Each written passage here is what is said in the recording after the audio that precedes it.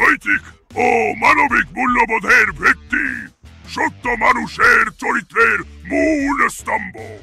একজন মানুষ যতই জ্ঞানী বা প্রতিভাবান হোক না কেন, যদি সে সত্যবাদী না হয় তাহলে তার প্রতি বিশ্বাস গড়ে ওঠে না। নৈতিকতা ও সততার যাত্রা শুরু হয় সত্য কথা বলার মধ্য দিয়ে। বিশ্বাসযোগ্যতা ও সম্পর্কের ভিত্তি সত্য কথা বললে মানুষ আমাদের উপর ভরসা করতে শেখে। পরিবার, বন্ধু, কর্মক্ষেত্র সব ক্ষেত্রেই সত্যবাদিতা সম্পর্ক গড়তে সাহায্য করে।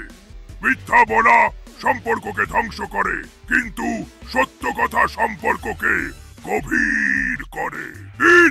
আত্মশান্তি ও বিবেকের স্বচ্ছতা।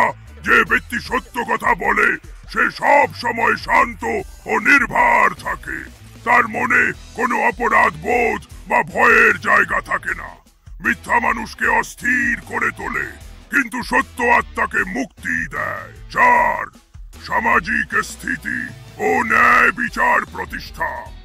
সমাজে ন্যায় বিচার ও সুশাসন বজায় রাখতে হলে সত্য বলা অত্যন্ত জরুরি। আদালত, শিক্ষা, প্রশাসন প্রত্যেক স্তরেই যদি সত্যকে গুরুত্ব দেওয়া হয় তাহলে সমাজে শৃঙ্খলা থাকে।